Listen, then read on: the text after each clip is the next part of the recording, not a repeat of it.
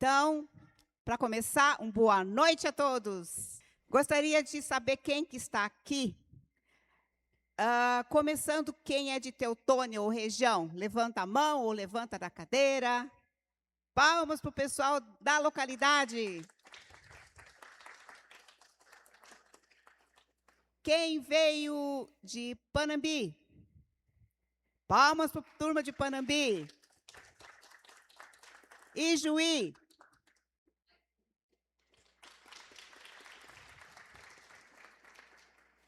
Agora vocês têm que me ajudar. Da onde são as outras pessoas? Criciúma.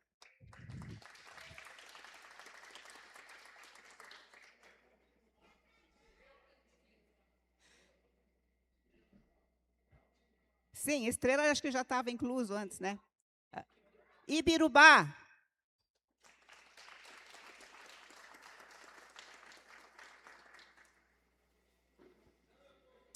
São Leopoldo.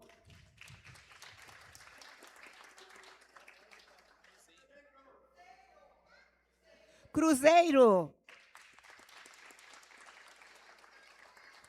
Chapadão do Céu. Palmas, Tocantins. Água Boa, Mato Grosso. E Carazinho.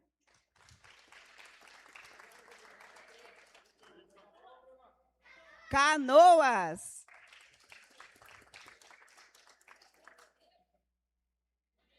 Montenegro.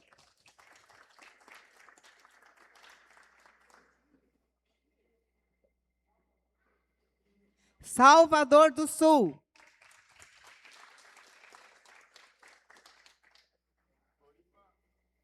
Floripa. Brochir.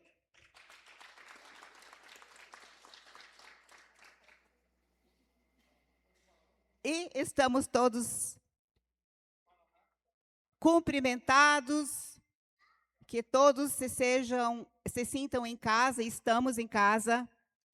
E hoje aqui vai ter muito improviso, vai ter muita interação, vocês vão estar sendo chamados para entender essa história real, verdadeira, secular da família Trenepol, da grande família Trenepol.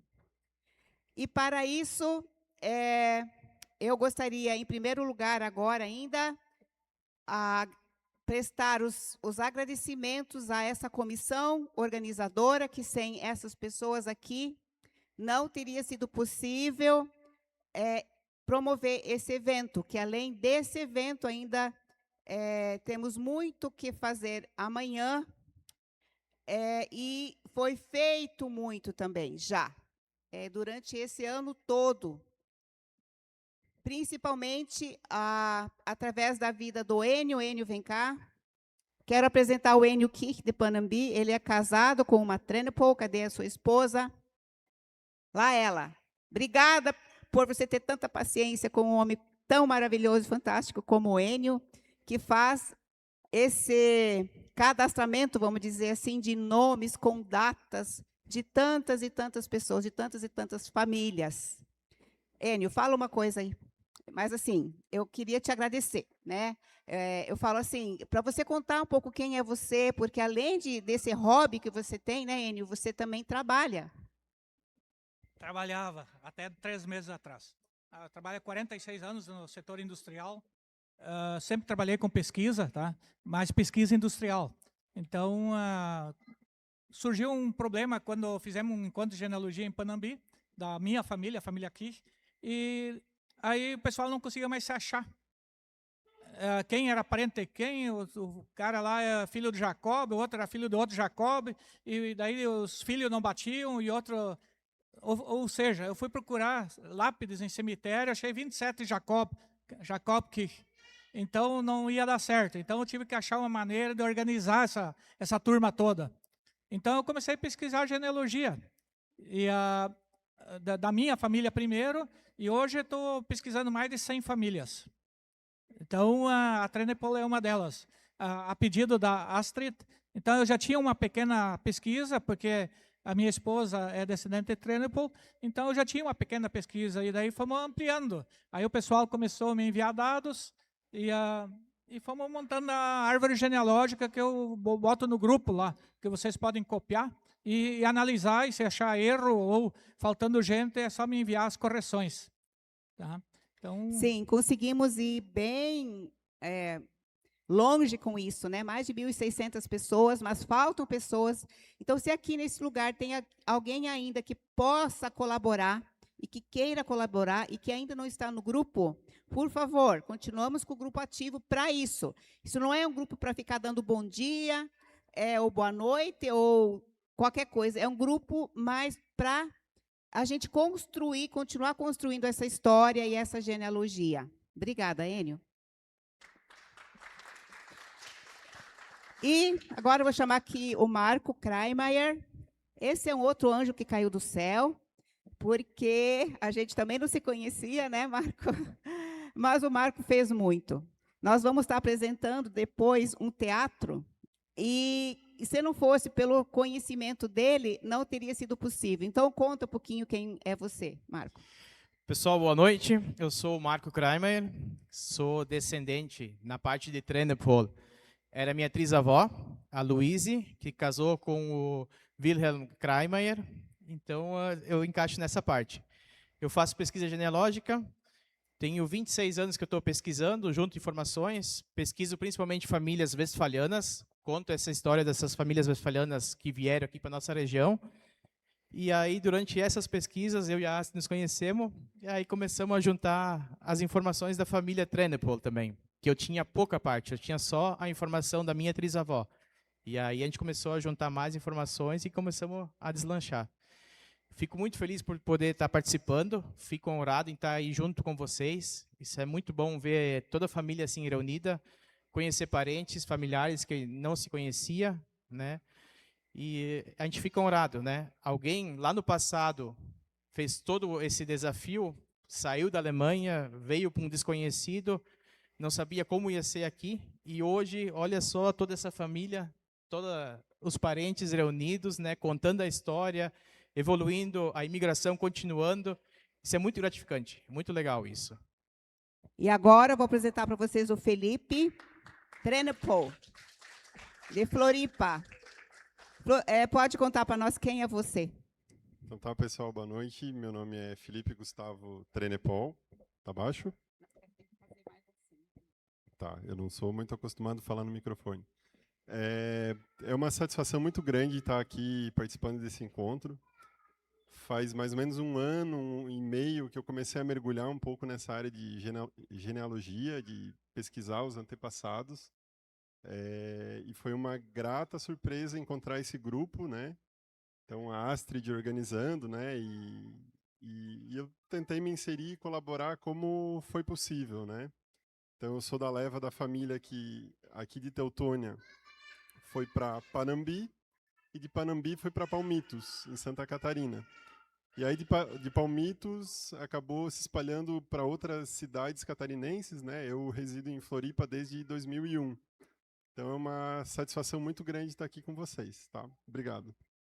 E agora a dona da casa, a Cidêmia, minha parceira escudeira, pau para toda a obra, que aceitou o desafio de promover tudo isso. Obrigada, Cidêmia. Boa noite a todos. Já tinha visto, acho que abracei já a todos, né? Mas para mim é uma honra muito grande ter vocês aqui tão pertinho de mim. Eu acho que eu sou a mais perto dos Trenepol que vieram para cá, porque o Theobald e a Frederique eram os meus avós, e eu estou muito feliz em estar aqui com vocês. Eu preciso agradecer todas as pessoas que ajudaram na revitalização do nosso cemitério, que vocês vão ver amanhã. Isso foi bastante difícil, ele estava todo quebrado, né? A Astrid sabe. E quando ela veio aqui, eu mostrei meus avós para ela, Daí ela disse, não, mas isso aqui não dá para deixar assim. Os nossos túmulos estavam bem, alguns outros também, mas a maioria tudo meio caído. E mato do lado, e assim por diante. E isso. E aí, então, nós começamos um trabalho com um grupo e aceitaram o desafio e nós revitalizamos este cemitério. Mas, para dar o pontapé inicial, eu preciso colocar para vocês, estou bem triste por isso, mas ao mesmo tempo muito feliz, porque o pontapé inicial, quem deu, está lá no céu, olhando para baixo. É o seu Roland Vink, o pai da Astrid. Ele deu 10 mil reais. E isso foi o nosso pontapé inicial, porque a gente não tinha dinheiro, como assim vamos começar um trabalho desses? Então, aí todo mundo deslanchou. E eu quero agradecer a todos que ajudaram, com dinheiro, com valor, qualquer valor foi sempre bem recebido, e eu agradeço por isso. E também, não sei se o Paulo ainda está aqui, o Paulo era o nosso pedreiro, e ele foi, assim, o braço direito meu, porque eu e ele falando no telefone, como fazer, o que falta, e ele foi muito, muito legal nesse sentido, ele se comprometeu com a causa. Agradeço muito a ele, certo? Então, acho que é isso aí. Daqui a pouco, vamos ver mais. E também o outro anfitrião, que é o Ademar, sobrinho da Cidêmia. Pode se apresentar também. Mais uma vez, boa noite. Eu sou o esposo da Eliana, o pai da Larissa. E, por outro lado, eu sou descendente do Friedrich Adolf, do Friedrich, do Theobald, que é teu avô, da Thealina, que é tua mãe, do Edgar, meu pai, e aí eu e a Larissa, na sequência. Muito feliz com a presença de todos vocês. É bom demais, né? Então, um abraço para todos vocês e para todos os descendentes dos Trenepol. Muito obrigado. E eu fiquei, assim, muito, muito satisfeita, feliz de ver o quanto que esse cara, chamado Ademar Tigman, cuida dessa propriedade que eram desses antepassados. A gente vai lá visitar amanhã, depois da inauguração do nosso culto no cemitério, vocês vão ver o quanto ele ama. Os olhos dele chegam a brilhar quando ele fala dessa propriedade, né? Então, obrigado por isso também, Ademar. Eu tive a felicidade da nossa família poder cuidar da terra, né, da área, onde, em boa parte, no passado, essa família que está lá no banner, que é a nossa família Trenepol, morou por um bom período, né? E agora o meu querido tio Dilson foi convidado para nos contar a história daqui a pouco. Quem sabe você fica por último e passa para o Udo, né? Udo, vem cá também. Só queria alertar todos que forem chamados para subir aqui no palco, que a gente não deve falar na frente das caixas de som, que dá aquela microfonia, tá? Então, eu sempre vamos ter cuidado, não falar ali e nem aqui. Perigo. Bom, boa noite a todos. Eu quero dizer que, na verdade, eu estou nesse processo todo por pura curiosidade. Um dia, a minha irmã, morava em Panambi, trouxe uma árvore genealógica. Eu tinha pouca idade. Mas nós tínhamos uma loja e em cima do balcão eu abri aquelas folhas. E aí eu comecei a estudar, porque, só para vocês entenderem, o meu avô, ele saiu de Panambi e ele desbravou o oeste de Santa Catarina junto com o bisavô do Felipe, avô do Ingo, né, que era o Henrique Trenepol, e o Reinoldo Trenepol, que na verdade desbravaram ali Palmitos, Maravilha, Cunhaporã. Todos esses municípios têm a história calcada pela família Trenepol de uma ou de outra forma. E aí eu comecei a me interessar. E um dia minha irmã levou a árvore de volta, mas eu tirei xerox. Não fui nem eu. Quem tirou o xerox foi a minha mãe. E a procura que vocês faziam, porque aqui tem que se agradecer ao seu Helmut e ao Harry Trenepol, né? Que foram... Balduino, que foram... Eu não sabia, o Balduino eu não sabia, eu sabia do Harry. Então, na verdade, foram essas pessoas que investigaram. E o Harry, inclusive, chegou a ir para a Alemanha, na cidade de Lengerich. E tem uma carta que eu deixei para ti lá, Gilson, que, na verdade, tem o seu... Não lembro o nome agora, que ajudou o Harry a fazer todas as investigações nessa cidade de Lengerich. E, enfim, essa a minha participação, e aí eu consegui a árvore, passei a árvore, e a partir daí, aquilo que tinha sido feito do estudo do Balduino, do Harry, serviu para, na verdade, né, se trazer até o dia de hoje. Eu só quero dizer que eu tenho um filho que mora na Alemanha, e aí ele estuda na Alemanha já há 3 anos e não quer voltar, e aí o ano passado, quando eu fui para a Alemanha, eu falei para ele, nós vamos lá para Tecklenburg. Aí nós visitamos Lengerich, Tecklenburg, e não chegamos a visitar Ibbenbüren, que ainda tem família Trenepol lá. Então essa é a minha participação. Quero aqui, né, parabenizar a Astrid, porque as mulheres, né? As mulheres. Porque eu mesmo não tive o empreendedorismo que você teve para fazer o que está acontecendo hoje aqui, que eu estou muito emocionado e feliz, né, e quero parabenizar a todos. Beleza?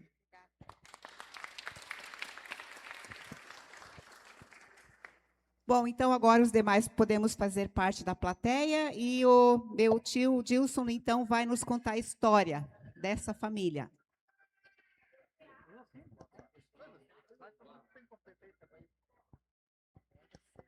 Uma salva de palmas para o pessoal de Araranguá, Santa Catarina.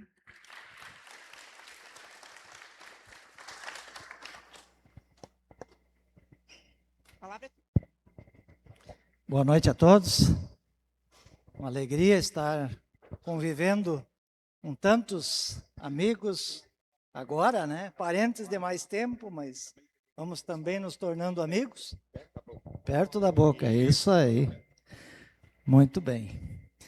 Então, quero confessar para vocês que eu vou fazer o máximo de esforço possível para não decepcionar vocês e contar um pouco do que seja relevante dessa história, sem repetir muitas coisas, sem deixar lacunas intransponíveis e coisa do tipo. Eu tive a felicidade de herdar essa pesquisa toda feita pelo meu pai, pelo meu tio Balduino e também pelo Harry Trenepol, que foi meu dentista enquanto eu era pequenininho, né? E que, bueno, produziram todo um material que vocês imaginam o trabalho que esses caras tiveram, porque fizeram isso durante a década de 70 e 80 do século passado. Vieram várias vezes aqui para Teutônia, foram visitar outros lugares, alguns foram até a Alemanha, etc., e foram recolhendo material. Eu fico feliz que esse material que foi recolhido, hoje ele já não é único, pelo contrário, ele está sendo cotejado, confrontado, enriquecido com pesquisas como o do Kreimeier, com pesquisas como o do Guido Lang, com pesquisas como o do Udo e do Enio Kirch e quantos mais, né? E, obviamente, sempre vão aparecer lacunas, vão aparecer situações que precisam ser esclarecidas. Algumas dessas situações eu tenho certeza que o teatro depois vai colocar, vai tematizar com vocês. Mas, objetivamente, nós estamos falando de uma família de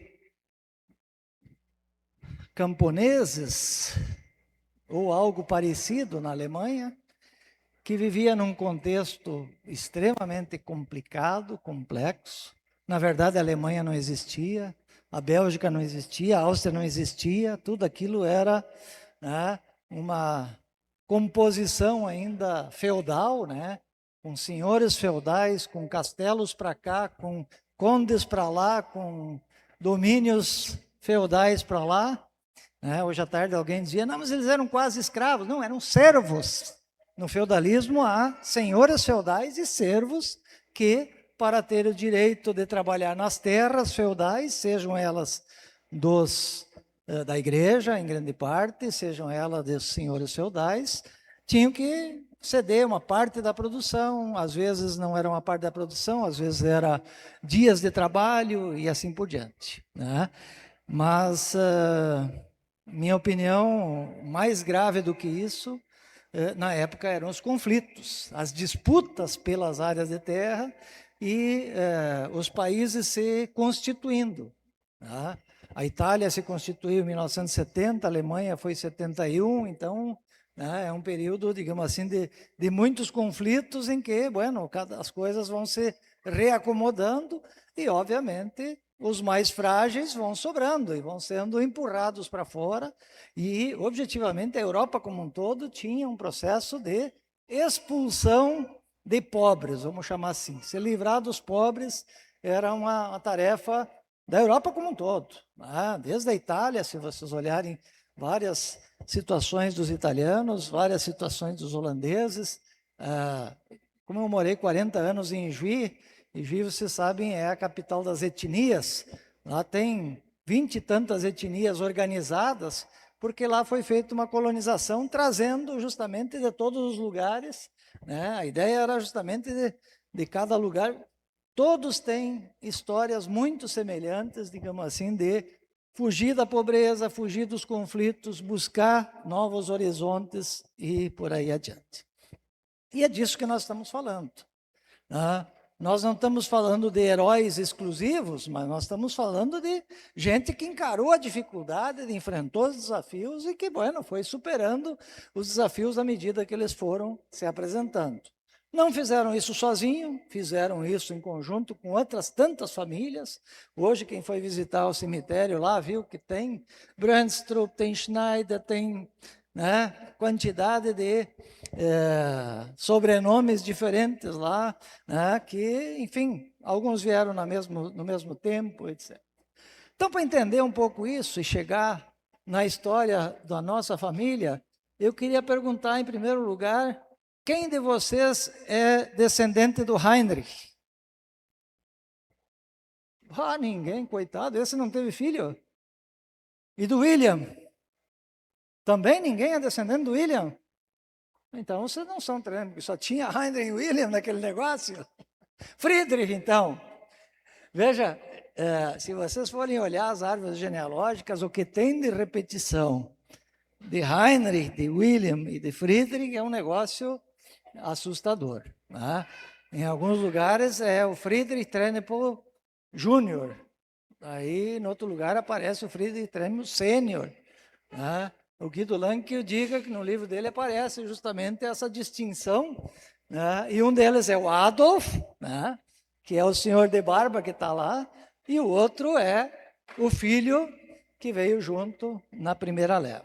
Mas então, assim, de forma muito sintética, para depois o pessoal vai tematizar aspectos específicos disso, nós temos a situação, né, de uma família que decide, né, por uma série de circunstâncias, migrar para o Brasil. Na época, muita gente estava migrando para os Estados Unidos também, mas principalmente para o Brasil, em termos de volume de gente. E se estabelece aí uma comunicação. Tá? Teutônia era uma colônia recém-fundada, digamos assim. À medida, quando ela foi fundada, ela foi procurar emigrantes de lá para vir para cá. Então, fez chamados. O governo imperial da época, seja nacional, seja do Estado, estimulava isso, incentivava isso. O esquema do comércio de ida e vinda de navios possibilitava. Bom, e a nossa família embarcou nisso.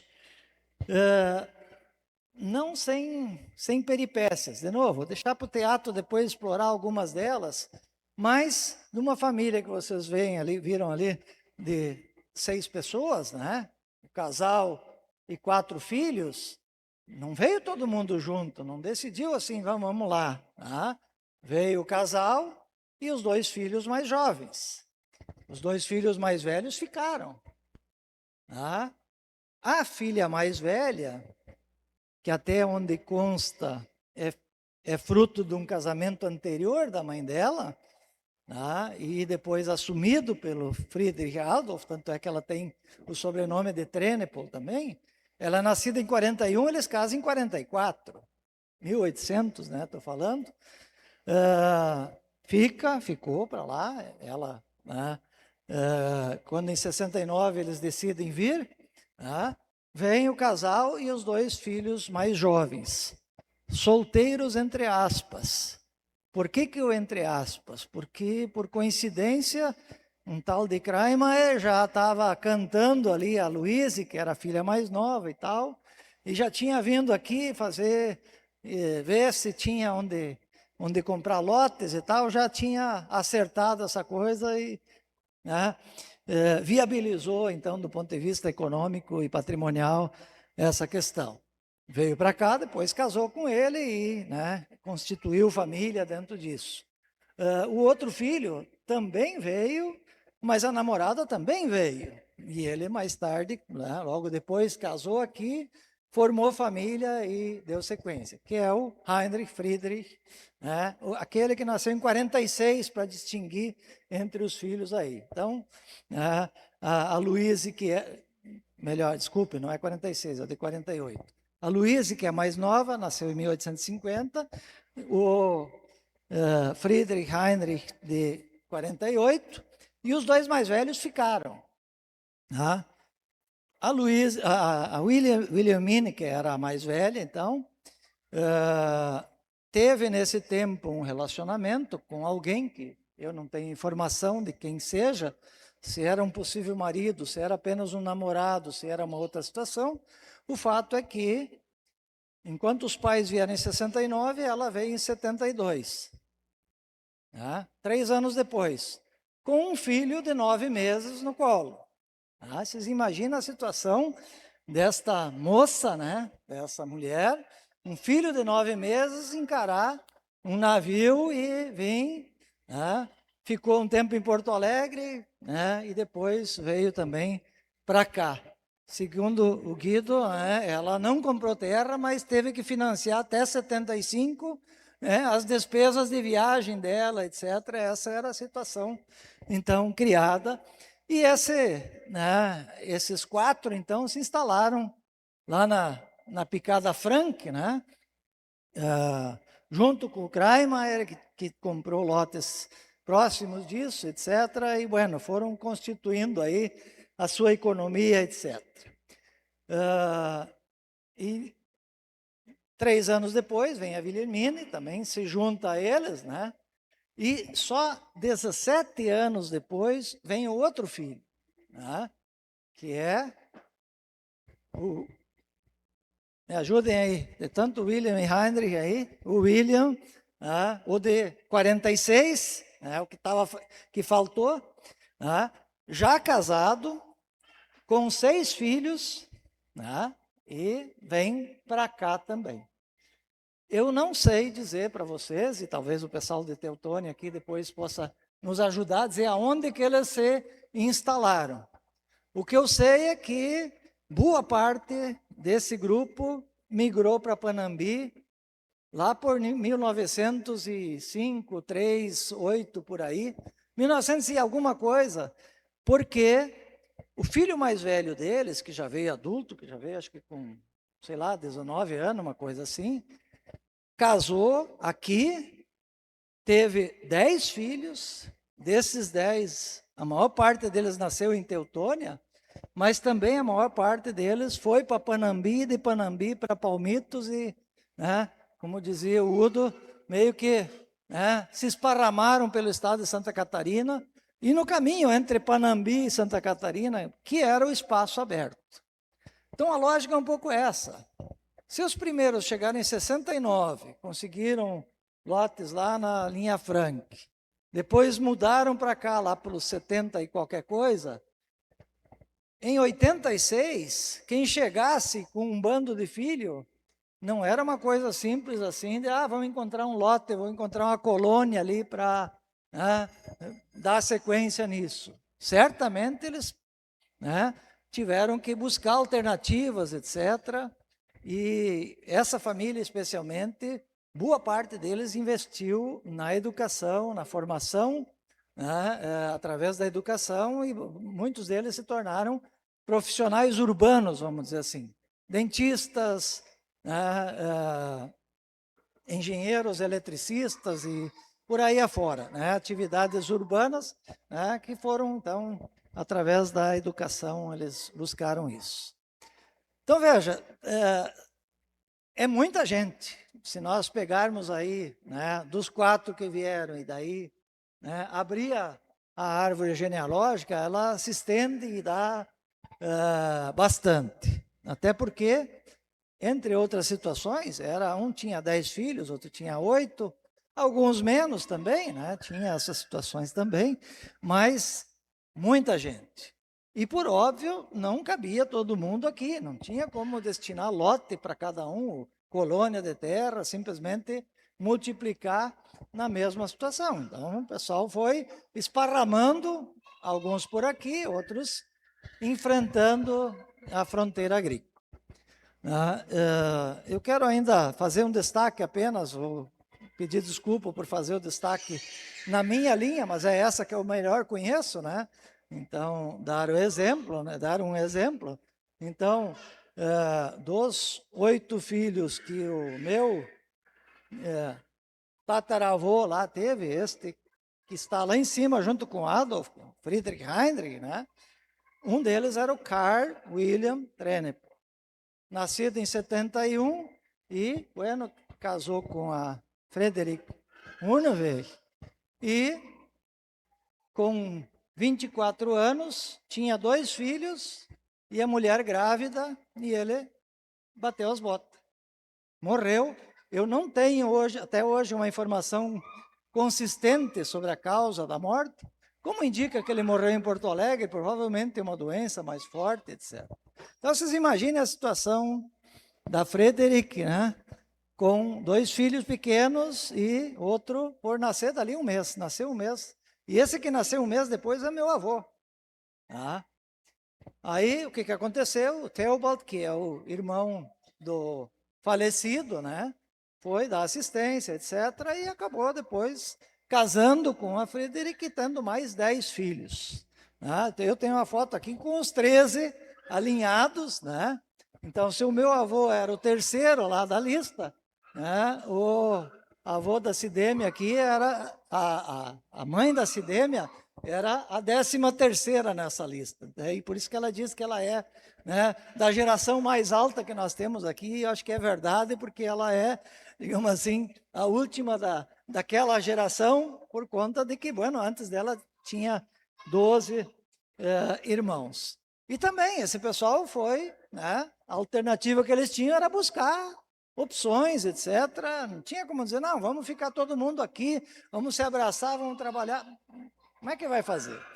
Claro que nisso tem sempre os casamentos, tem, né, a opção, né, de quem, né, vai trabalhar com o sogro, etc. Isso vale para as mulheres, mas vale para os homens da mesma forma, né? Então, são situações que, obviamente, se a gente fosse tentar identificar todas elas, leva um montão de tempo. Mas o que eu quero dizer é que a maioria das pessoas foi buscando e constituindo essas alternativas. E é um desafio para todos nós conhecer como é que essa coisa se deu. Né? De novo, não é para achar que eles foram heróis, é para entender como é que eles se viraram e como é que a gente está, né, nesse processo. Para vocês entenderem um pouco mais, desculpe que eu vou estender mais um passo na linha da minha família, mais como exemplo, porque se replica nos demais. O meu avô foi o único deste grupo que foi a Panambi. Os outros Trenepol de Panambi são todos da outra árvore, do outro galho que veio, né, dos filhos do Carl William ou do Theobald. O único que foi a Panambi foi o meu avô. Lá teve 8 filhos também. Né? O pai do Ireneu é um deles, o meu, o tio Balduino, e assim vai. Mas também em Panambi, 2 toques já não tinham o que fazer. Aí largaram alguns para Ijuí, né, Ivone? Outros largaram para Três Passos, outros para Cristiumal, e aí você foi, né? Vai avançando na fronteira agrícola, né? Tem sempre essa coisa assim, né? Por que tantos foram a Três Passos? Por que tantos foram a Palmitos? Porque é uma questão a comunicação na época era aqui, né? Na informação da família. Ah, lá tem como ir, vamos lá, eu te dou uma mão. Não era no WhatsApp que os caras se comunicavam, né? Então, a comunicação ela era muito mais restrita por grupos, etc. E especialmente dentro das famílias. E aí, né, ir em grupo era mais seguro, menos complicado do que ir sozinho, encarar, né? E essa coisa, né, obviamente, se replica nas outras tantas famílias, né? Hoje nós temos dessa árvore genealógica o Beno Evaldo, que é o irmão mais novo do meu pai, ele foi ser motorista de ônibus em Criciúmal. O filho dele é o Kurt Trennepohl, que virou engenheiro, etc., presidente do IBAMA, né, anos mais recentes. O filho dele, o Terence e companhia, hoje tem um dos escritórios mais respeitáveis em São Paulo. Né? E assim, eu tenho certeza que em cada ramo da família nós vamos encontrar situações assim, que, bueno, está bem longe de serem agricultores, e nada contra ser agricultores, mas enfim, de quantos abriram picadas em outros caminhos e foram se constituindo. Então, eu estou exemplificando com essas questões, né? Como eu dizia, estou usando a informação a respeito da minha família, porque é a que eu conheço com alguma segurança a mais, né? Não deixar gafe, mas tenho certeza que em cada um dos outros ramos nós encontraríamos muitos exemplos que valeria a pena, né, citar, explicar, etc. Então, dessa forma, eu quero mais uma vez agradecer o convite de vir aqui fazer um discurso, né?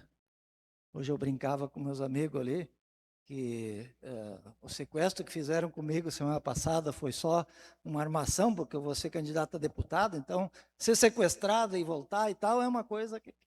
Brincadeira. O Trennepohl que foi sequestrado não é o Dilson, é o Gilson, que é o dono da Stara, que é vice-prefeito lá de Numetoque, e felizmente, né, resgataram ele com vida, etc. Então, também, né, calma nessa hora, não se mistura uma coisa com a outra, uma brincadeira, mas com algo que foi sério, mas que circulou muito. Recebemos muitos telefonemas lá em casa do pessoal perguntando o que houve contigo, o que fizeram, como é que te pegaram. E, bom, comigo não foi nada, felizmente com ele também não aconteceu nada de sério. Então, eu quero agradecer a oportunidade de dialogar com vocês e estimular a continuidade disso. A Astrid já levantou, eu lembrei agora que eu quero emendar mais uma sugestão agora no processo. Estava conversando com o Ademar e ele dizia assim, pois é, isso aqui, né, que bom isso, mas é difícil nós tentar reproduzir isso. E eu contava para ele, Astrid, da nossa conversa no ano passado, quando nós decidimos, a Astrid veio com essa proposta para nós fazer esse encontro lá em Panambi, já ano passado. E eu dizia, vamos primeiro fazer um encontro só do nosso grupo, só dos descendentes do Carlos Trennepohl, que já é bastante, né? Porque tu começa com 8, multiplica por 8 e já dá bastante. E vamos, a partir de encontros mais localizados, aí sim constituir as condições, tanto é que foram construídas as condições para esse aqui. Talvez seja o caminho da continuidade. Ao invés de nós pensarmos, vamos fazer o ano que vem de novo isso aqui, vamos trazer mais gente, por que nós não podemos pensar em fazer, né, deste grupo familiar, daquele outro, dos descendentes, né, mais embaixo disso, né? Porque fica mais fácil de reunir normalmente, né? E também a identificação é muito mais fácil. Mas apenas uma sugestão, né? E se a coisa tem que andar, digamos assim, onde a dinâmica ajuda. Obrigado e que o encontro continue interessante como está.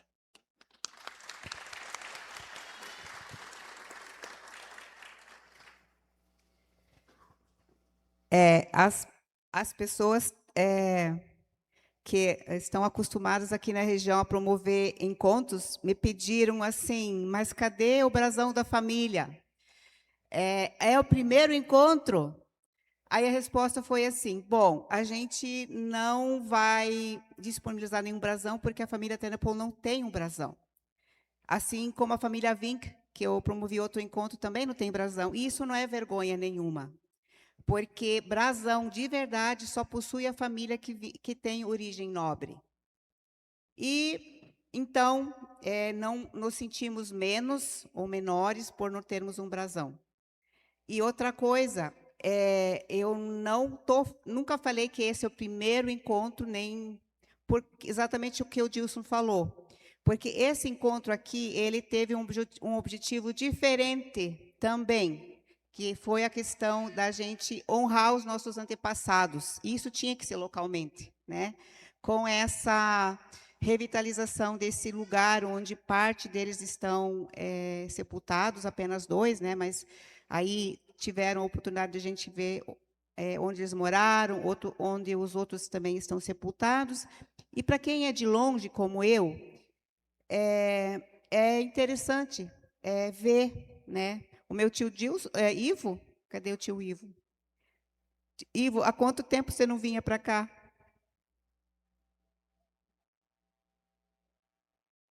Pois é, e o pai e a mãe dele vinham de rural, né? E ele tem caminhoneta e faz 25 anos que não vem para cá.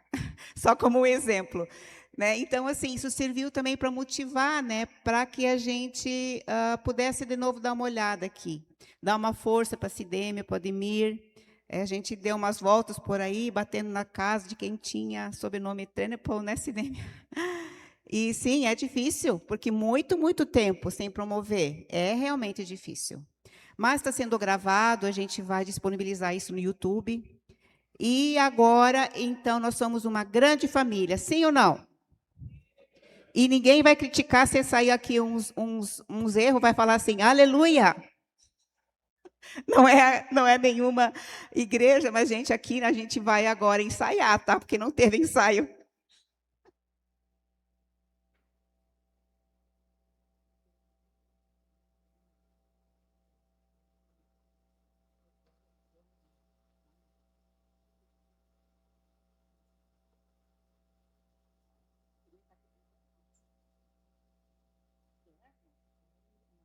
A Cidêmia aqui quer receber todos muito bem, não esquecer de ninguém. Então, se alguém ainda não foi anunciado, ela acabou de me falar aqui.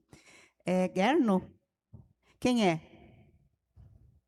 Muito bem-vindo, seu Gerno. Que bom que o senhor está aqui. Aplauso para ele.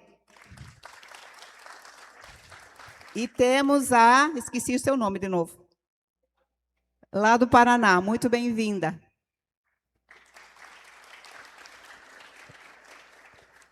Então, nós pensamos numa dinâmica agora que eu chamei de teatro. Eu escrevi 7 cenas para que a gente saia aqui todo mundo sabendo exatamente como foi essa história de séculos, né? E para isso eu vou, em algumas ocasiões, pedir ajuda da plateia para subir aqui e representar alguns personagens, ok? Ninguém pode ter vergonha aqui hoje, combinado? Então, vamos começar essa recontagem da história da família Tenepol com vários detalhes que vocês não sabiam, assim como eu também não, e hoje vai vir à tona, vocês vão gostar. E se tiver alguém que gosta de escrever como eu, pode já ir fazendo o ensaio para o seu primeiro livro de romance, pode chamar, bom, não sei, cada um pode dar o título, mas é romântico. Quem gosta de romance? Brincadeira, mas é verdade, vocês vão ver. Tem muitas questões emocionais envolvidas nessa história. E para a cena 1, então, já sabem quem são os atores, então vamos aqui montar a cena o cenário, né, dessa cena 1. Então, a Cidêmia, o Adriano, todo mundo aí. O Gerson, o Felipe, a esposa da Andréia. E a gente vai ter que usar uns bonequinhos, porque a gente não tem criança muito pequena, além do meu neto, eu acho. Tá bom? Aí vocês imaginam assim, que é uma criancinha assim. Ok, então a Alô. cena 1, não pode ir na frente da caixa. Qual é o ambiente? É a casa, a cozinha da família Trenepol, lá em Leyden, Tecklenburg-Westfália, Prússia, onde estão sentados ao redor da mesa do almoço de domingo o Friedrich Adolf. Levanta aí, Friedrich, para o pessoal saber. Esse é o patriarca. A sua esposa, Catarine Steinigeweg, Trenepol. Ele tem 47 anos e ela 49. A filha da Catarina é o Wilhelmine, de 28 anos, que é só filha da Catarine. E é só uma explicação. A Wilhelmine, ela tinha 5 anos quando a mãe dela casou com o Friedrich Adolf.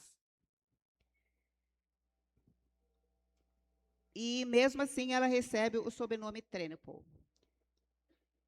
E ainda está na sala o Friedrich Wilhelm, de 23 anos, já casado com a esposa Wilhelmine Maria Christine Lisette Plegg. Vamos chamar ela de Lisette.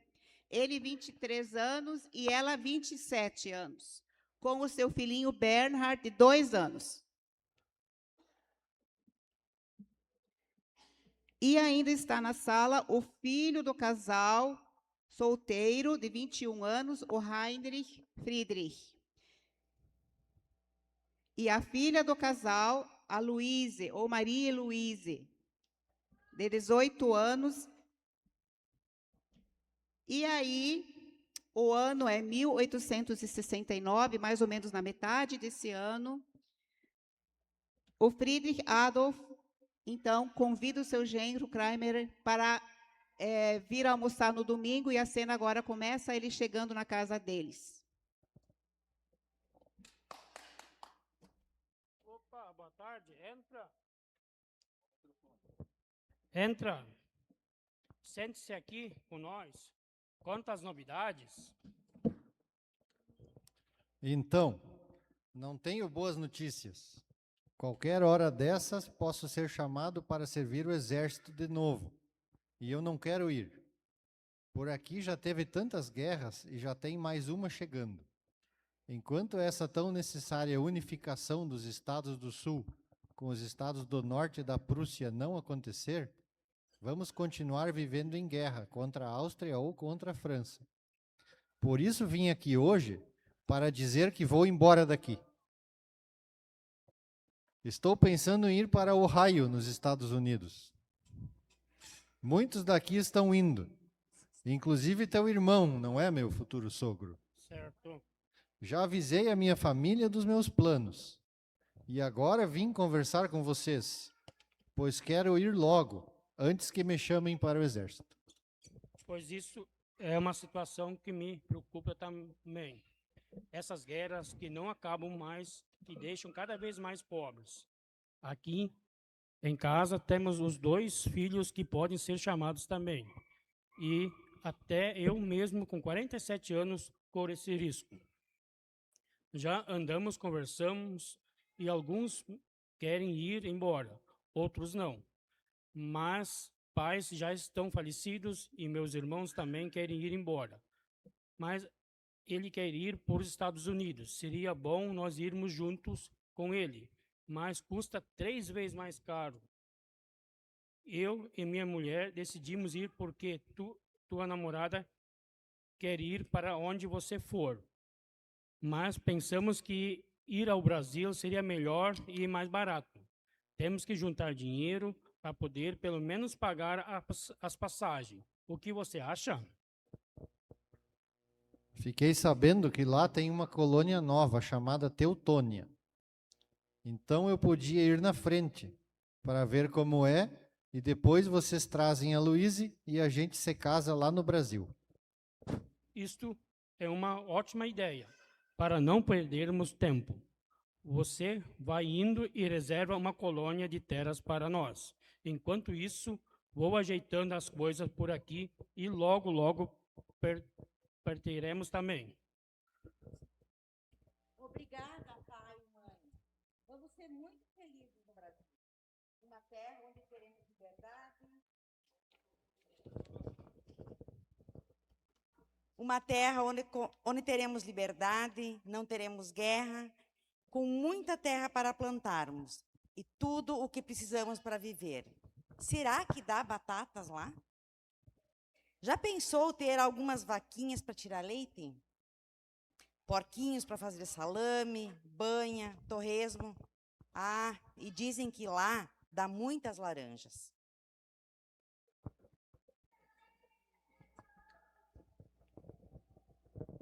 Eu prefiro ficar... É porque você está atrás da caixa. Eu prefiro ficar por aqui. Já tenho 28 anos e posso cuidar de mim. Além disso, não temos o dinheiro suficiente para pagar esta viagem.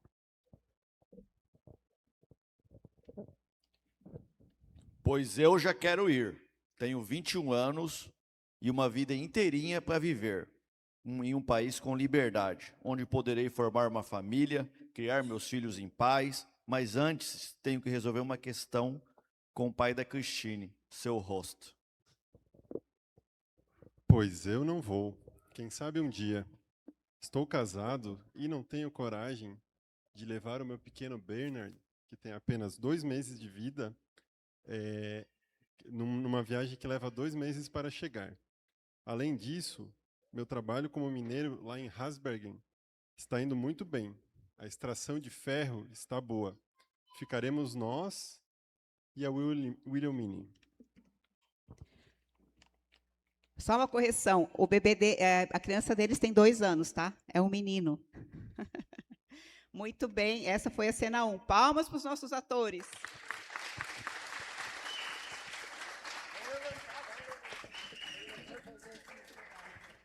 Sim. E a cena 2 agora se passa na casa da família Horst.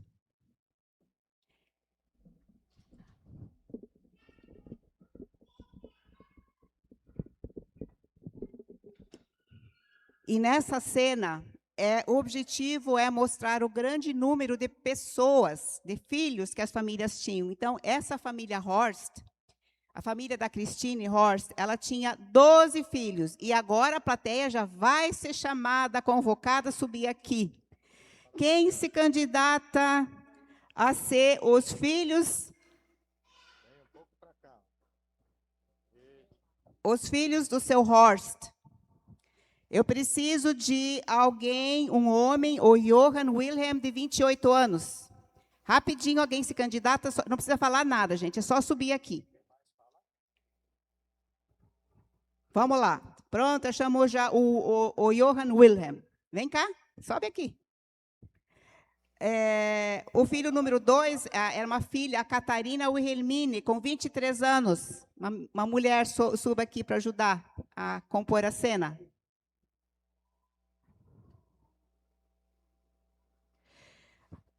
A terceira filha, a Catarina Wilhelmine, de 20... desculpa. O 13 é o Gerhard, de 21 anos. O Marco que apareceu já. 21 anos? Tá bom. Wilhelmine Elise, de 19 anos, está aqui já. A Christine, de 16, está aqui. Depois vem o Eberhard, de 15 anos.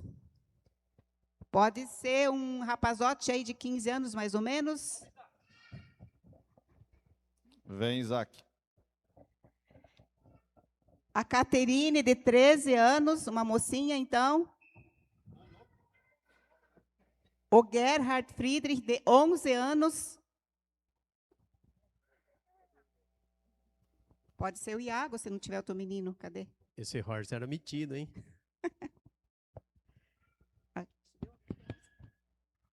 Apareceu o menino de 11 anos? Não? Vem aí, garotão bonito. Muito bem, Davi. A Lisete Sofia, de 6 anos. A Rebeca. O Ernst, de 3 anos. Pode vir, Ian. O Ian, cadê? Pode subir. E ainda o Benjamin pode vir, é uma criança, um menino, o Ernst Gerd, de 1 ano. Pois é, é. Então pega um boneco aí, bebê, de 1 ano. Então vocês estão vendo a situação, né? E aí vocês vão entender por quê. O que vai acontecer aqui agora, ok? Então, na casa da família do Gerhard e da Wilhelmine Horst, o rebuliço está grande. A filha de apenas 16 anos, a Christine, está apaixonada pelo Friedrich Trenepol. E agora, o que fazer? A família também tem intenções de ir para o Brasil, já que a situação ali não é nada boa, com tantas guerras gerando fome e miséria. E a família tão grande, com 12 filhos. Essa é a cena. Então, vamos lá.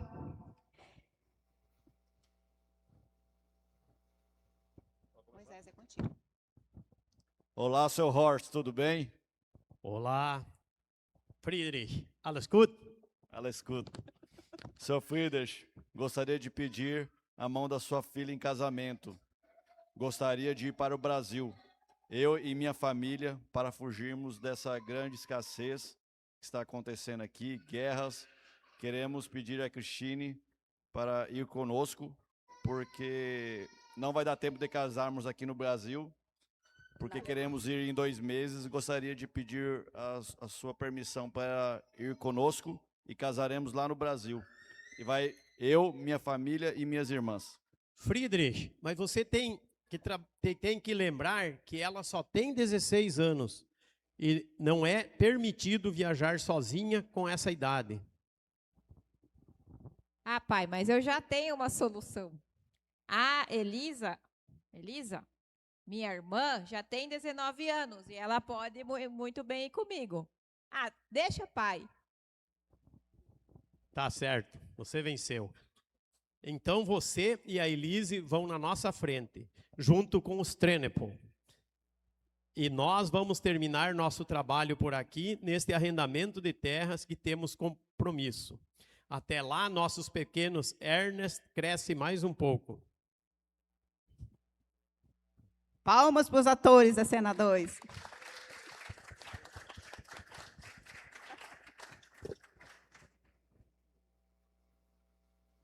Acho que o seu Horst deu graças a Deus que as duas foram, né?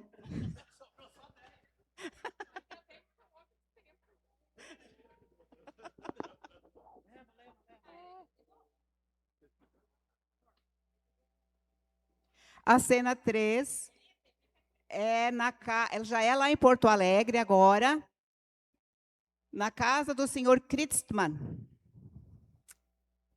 Aqui participa, então, o senhor Kritzmann, que é o Ademar. Cadê o Ademar?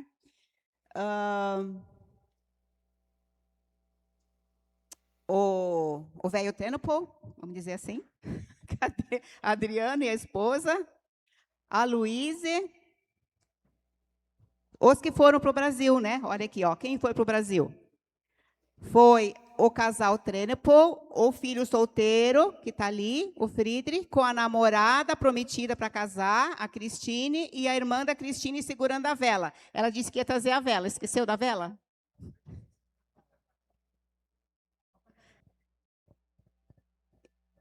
Então, essa é a cena. Na casa do senhor Kritzmann, em Porto Alegre, a Luíse com uma malinha na mão, com seus pais, o irmão, a futura cunhada e sua irmã.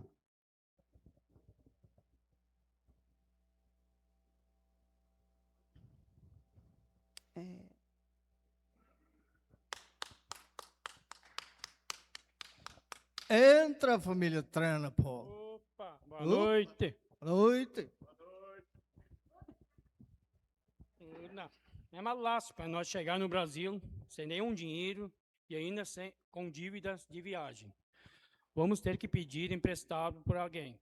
Vou conversar com o Kritzmann, que conheço, e ver se ele consegue nos emprestar pelo menos suficiente quitarmos nossa dívida de viagem, pagar a estalagem lá em Linha Franca. começar nossa lida e nosso lote de terras. Boa noite, seu Cristo. Boa noite, Você teria um dinheiro para nós emprestar? Que nós estávamos com dívida da viagem, da estadia.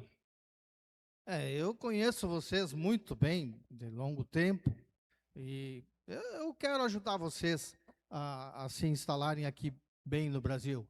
Eu vou dar uma força para vocês. Vamos ajeitar assim.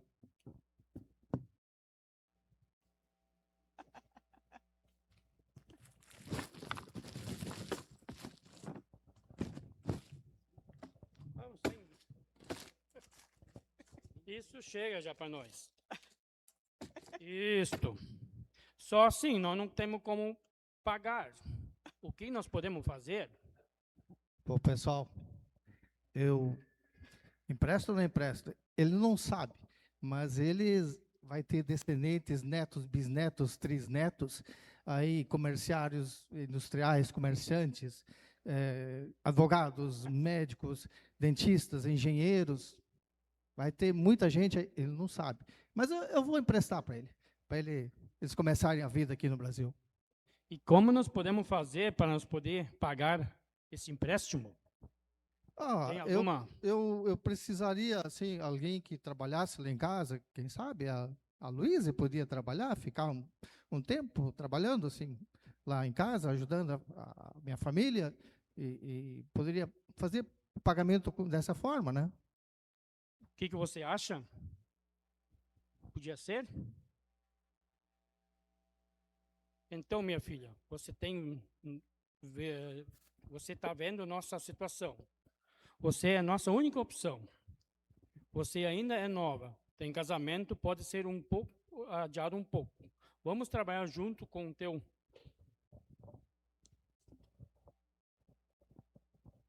noivo para derrubar o mato, construir uma casinha, fazer uma roça, enquanto que você fica aqui em Porto Alegre trabalhando para pagar essa dívida. O que você acha? Salva nós.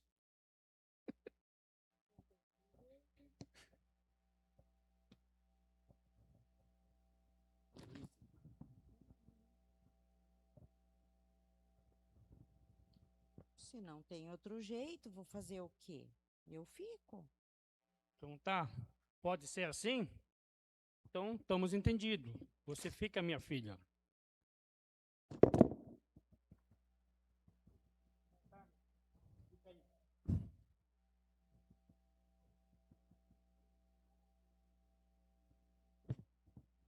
Então vamos embora.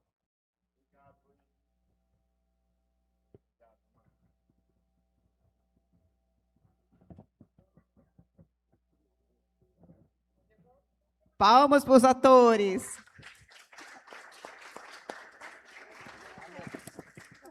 Lavar louça, papinha, lá em casa.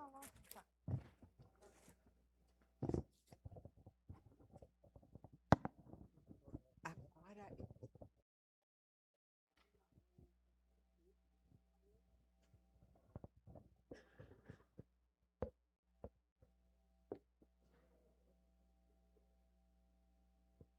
Agora o pessoal vai me ajudar a montar a cena, que a cena ela acontece numa hospedaria que existia aqui na linha Frank, que se destinava justamente a receber as dezenas, para não dizer centenas, de imigrantes.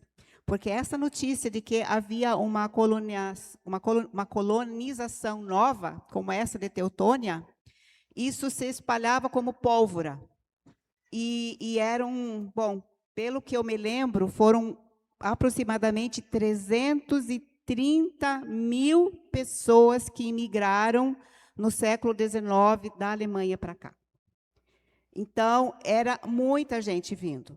E então tinha que ter, além do suporte que existia já em Porto Alegre, da igreja, de pessoas conhecidas, como o seu Christmann, que abrigavam essas pessoas, que recebiam essas pessoas. Também aqui em Teutônia, na linha Frank, existia uma hospedaria. E a cena seguinte agora representa, então, essa chegada dos Trenepo ali. Ai, Maia. Ok, cena formada. Então, todo mundo está vendo hospedaria? Sim? Tem uma hospedaria, tá? Wilhelm, Os três integrantes da família Trenepol e as irmãs Horst, aqui a Christine e a Elise, segurando a vela, ainda não são casados. E o Friedrich lá, o namorado da Christine. Então, eles chegam em Teutônia pelo rio Taquari e desembarcam no Porto Úrsula, aqui em Estrela, onde o futuro genro Wilhelm Kramer já havia chegado há mais ou menos 1 a 2 meses atrás. Então, eles se alojaram na hospedaria, na várzea, que existia lá, justamente para receber as dezenas de imigrantes que chegavam dia a dia. Assim que chegaram, o Kramer perguntou pela Luíse. Então, contaram que ela ficou em Porto Alegre por causa da dívida. Wilhelm, sentimos muito termos que deixar a Luíse lá com os Kritzmann, mas não teve outra solução. O jeito agora é reunir nossas forças e enfrentar essa situação unidos. O tempo vai passar rápido, porque temos tanta coisa para fazer. Logo, logo ela vem e vamos fazer o casamento de vocês. Bom, já que não tem outro jeito, vamos ali conhecer as terras que comprei e o lote que reservei para vocês. Eu comprei o lote 3. E reservei o 4 aqui do lado, bem aqui do lado, para vocês. Assim podemos trabalhar juntos. E o tempo foi passando e finalmente chega o dia tão esperado do casamento do Wilhelm com a Luíse. Aí tem uma notícia boa. O casamento acontece em Porto Alegre, em 1871. Então, eles chegam em outubro de 69 e o casamento acontece no início do ano de 1871, lá em Porto Alegre.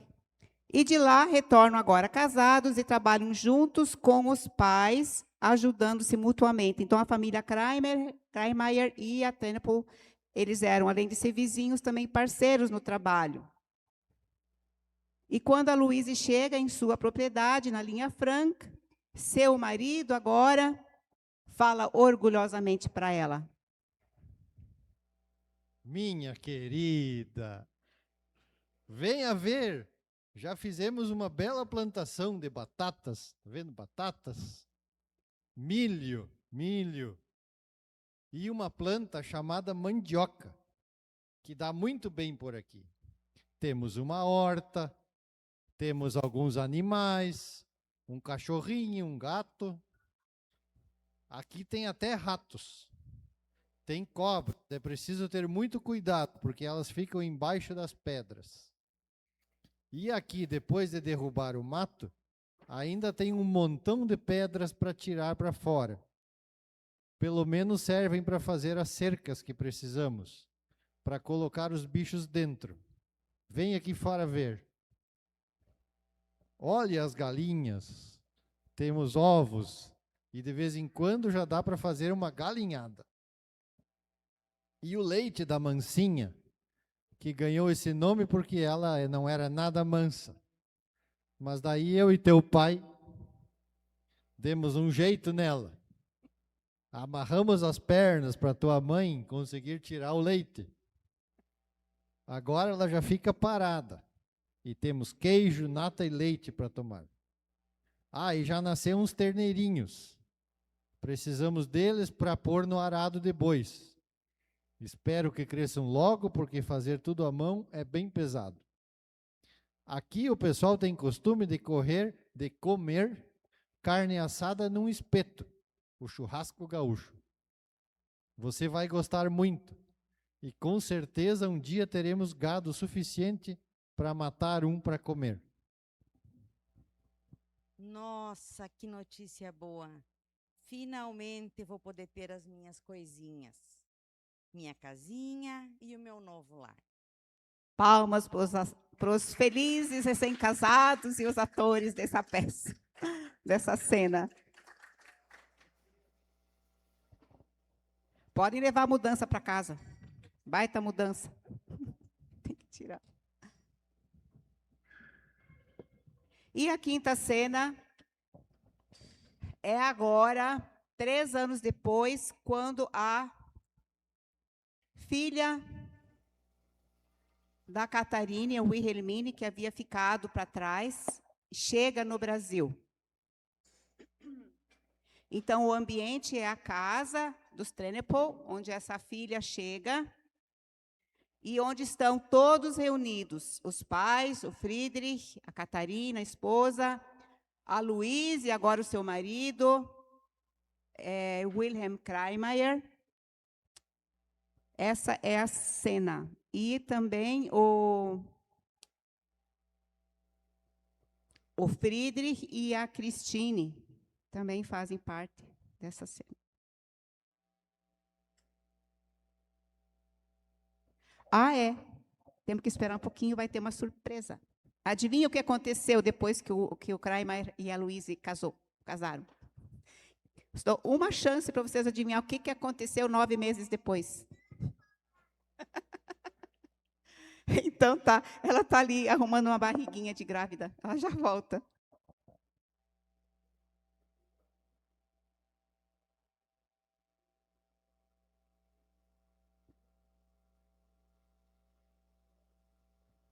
Aqui, se a gente tivesse 2 crianças, 2 meninos da idade do Benjamin, temos o Benjamin, precisava de mais um. Mas o Benjamin não para, então a gente vai usar boneco de novo, tá? Mas eles têm 1 ano e meio, ok? Ah, o Ian vem?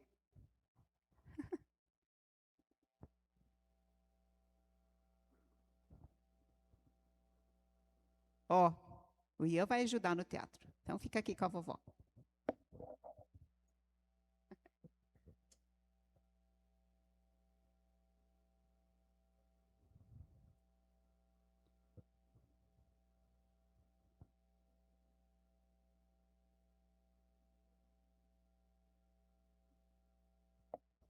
Como é que o Noah deve estar comendo fermento para crescer a barriga?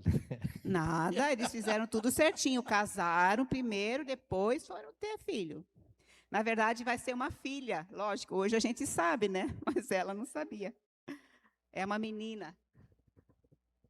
Então, vamos dizer assim, enquanto eles se preparam, os atores, o primeiro filho, então, que nasce é do Friedrich e da Christine, um menino.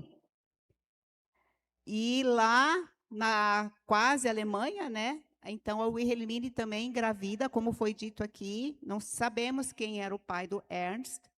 E aí ela chega no Brasil sozinha, com um filhinho de 1 ano e meio no braço. Um menino também. Então, os 2 priminhos têm mais ou menos 1 mês de diferença de idade só. E a Luíse está prestes a ter a menina. Assim, faltavam uns dias quando ela chega. E a Wilhelmine também teve dificuldades para pagar a sua passagem. Eu fiz a pesquisa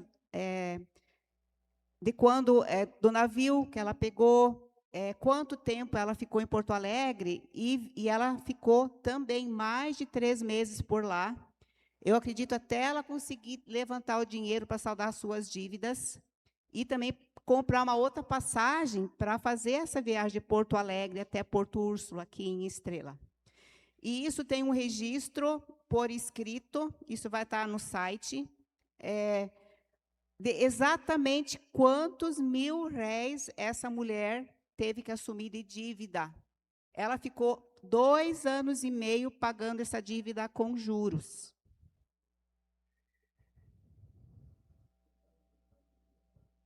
Vamos lá, vamos começar. Então, subam os demais atores agora. Os pais também, né? O seu Trenepol e a esposa. O seu Friedrich Adolf e a Catarine. O Friedrich e a Christine com seu filhinho de 1 ano e meio. E você vai ser filhinho da Ian, você agora se chama Ernst, tá bom? Essa aqui vai ser tua mamãe, só um pouquinho no teatro. Ele tem 1 ano e meio só, tá? E a Wilhelmina, então, chega na casa dos pais.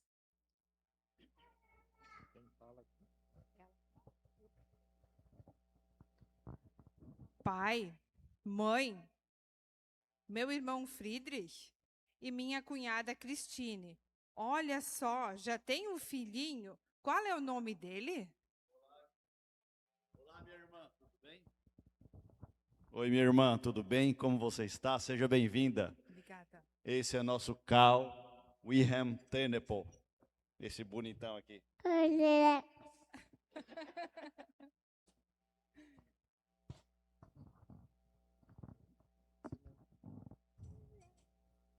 Ele nasceu no dia 31 de maio do ano passado, em 1871. E você, ficou mãe também? Sim, este é o Ernst.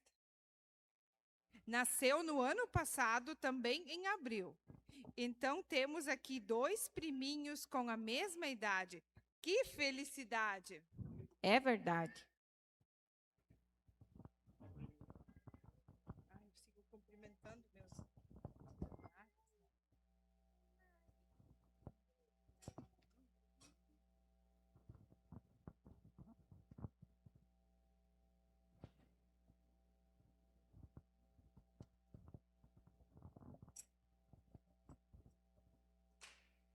Meu cunhado Wilhelm Kreimeyer. Eu. Minha irmã Luíse. Quanta saudade de vocês. E o bebê está quase chegando. Sim, faltam somente alguns dias. Pode nascer a qualquer hora. Tomara que seja uma menina. Já temos 2 meninos na família. Mas agora, deixa eu contar o que aconteceu nestes últimos tempos. A vida foi muito difícil lá na Prússia. Aconteceu a guerra entre a Prússia e a França e, finalmente, os estados do Sul se renderam aos estados do Norte e a França perdeu esta guerra que aconteceu no ano passado. Essa rivalidade entre a Prússia e a França finalmente chega ao fim. E agora temos um novo nome para todos esses estados unificados: Alemanha. Nosso rei Guilherme I foi coroado imperador, o Kaiser. Deve ter sido muito difícil para você, minha filha, vir para cá com seu bebê.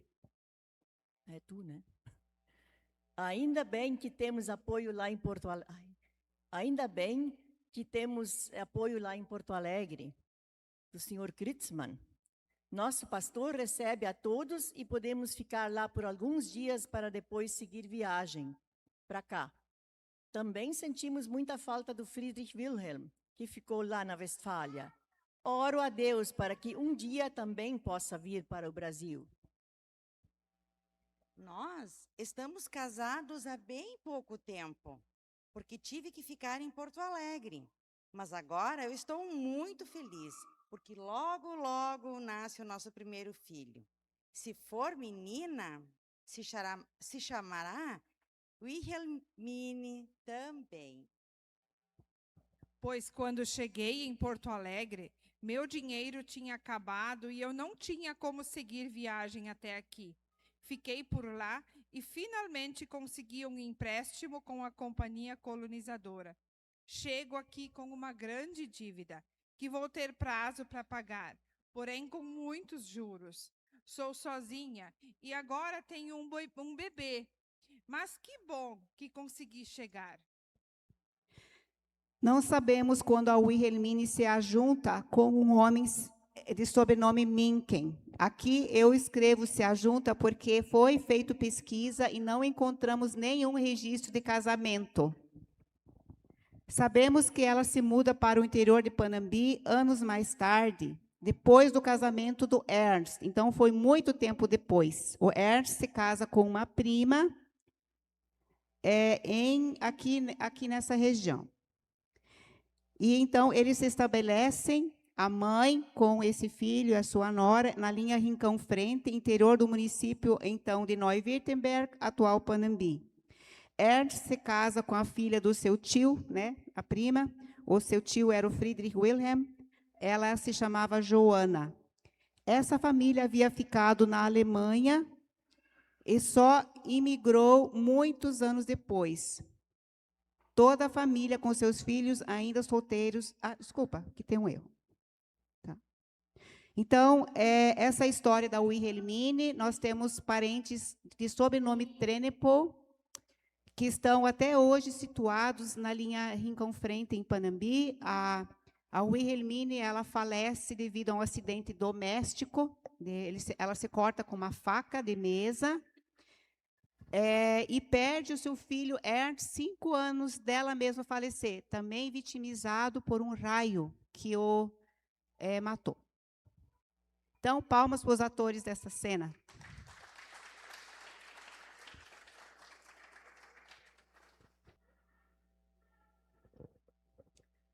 A penúltima cena, a cena número 6, ela acontece quando chega, então, esse último filho ao Brasil. Mais ou menos um ano depois. A cena é triste, e aqui o objetivo é homenagear todas aquelas pessoas que perderam as suas vidas durante a trajetória, a longa trajetória de pelo menos 2 meses pelo oceano. E a Lisette Plegg, ela foi uma que não faleceu exatamente durante a travessia, mas logo depois, não muito tempo depois, ela falece. E então a gente vai representar essa cena agora, né? Então vamos montar esse cenário. Aqui vão participar o Felipe, lá de Floripa.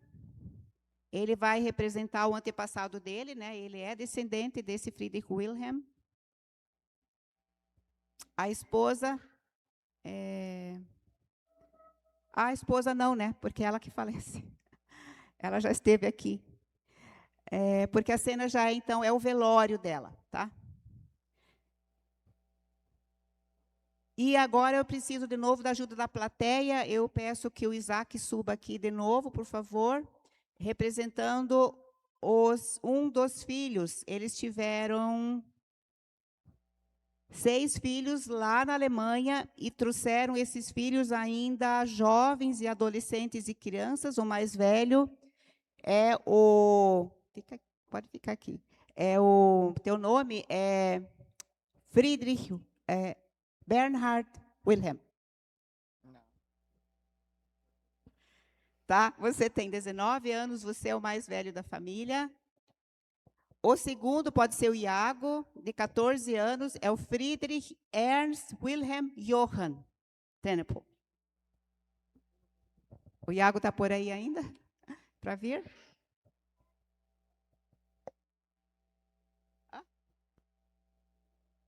Pode ser o Davi. Vem cá, Davi. A Wilhelmine é a primeira filha desse casal, de 13 anos. Pode ser alguém, vem? Uhum. Então, esse é o mais velho, ele era aquele bebê não, já uma criança, né, um menino de 2 anos, quando o patriarca e a matriarca vieram para o Brasil. Então, hoje ele já está com 19 anos. Então, isso significa que 17 anos depois, esse quarto filho, né, veio para o Brasil. E tem que compor a cena ainda uma menina de 8 anos, que pode ser a Rebeca. O nome dela é Joana. Tá, Joana? Pode subir aqui, a Joana. E a Dina, que pode ser a Martina, se ela quiser vir. Vem, Martina. Vem aqui com a prima, a tua maninha agora, aqui no teatro. A Martina tem mais alguma menina aí?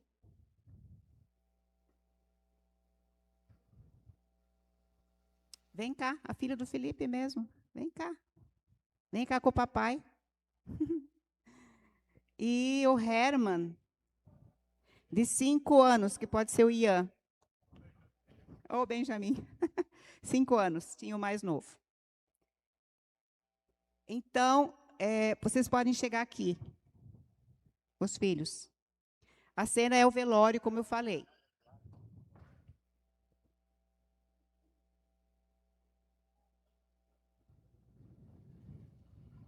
Qual era a idade deles? Está ali o viúvo com apenas 40 anos, o Friedrich Wilhelm.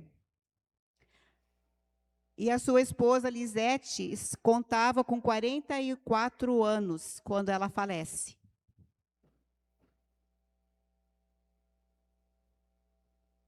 E os seus filhos, os 6 filhos, então, junto com os pais, eles imigraram de um lugar lá da Westfália chamada Procterberg. Então, já Alemanha. Embarcaram em Bremen no navio vapor Friedrich Wilhelm Kronprinz em 25 de setembro de 1886 e chegaram no Rio de Janeiro em 1º de outubro de 1886.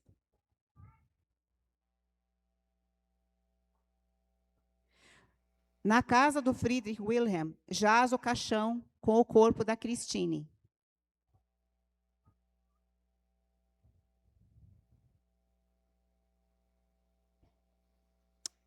Falecida em 1887, após pouco tempo da chegada ao Brasil. Ela alcançou 45 anos, antes falei 44, né? Então, 44 anos de idade e deixa enlutados seus maridos e os seus 6 filhos. E estes são os filhos e as idades quando isso acontece.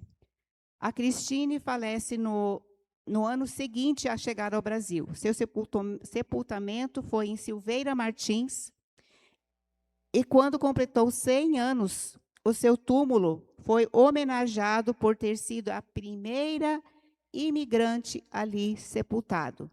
E aqui vale dizer que Silveira Martins é uma localidade próxima aqui, não um município.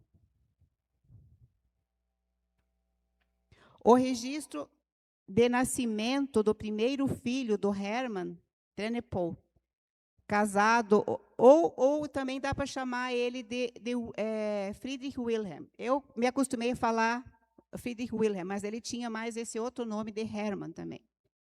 Então, eles tiveram um filho, esse primeiro filho, né, o Hermann Trenepol, ele casou com a Maria Lisette Hackmann.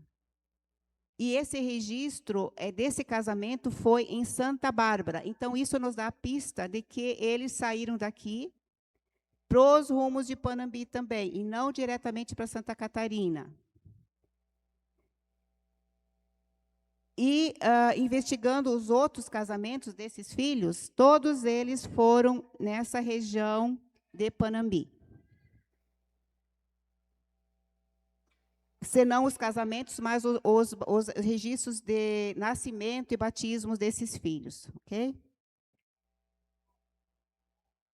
E aqui também eu fiz um levantamento ainda sobre o destino dele, né? Como foi falado aqui, não tinha mais terras por aqui, então o que eles foram fazer?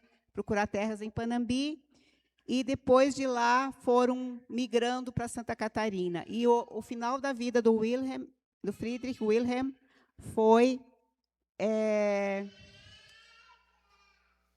dele ter ajudado na construção da ferrovia, lá que liga na região de Piratuba, e por ele ser mineiro de profissão, eu acredito que por isso que ele tenha encontrado esse emprego, mesmo já em alta idade, né, mas naquela época não existia aposentadoria. E, então, aqui é muita dedução ainda, a gente não tem muita certeza de muitas datas e anos, mas acredita-se que ele foi mais ou menos em 1915 para Santa Catarina. Então, ele já estaria com 69 anos. E o Hermann, o filho mais velho, então, com 32. E esse Hermann se estabeleceu como dono de um moinho no município de Caçador.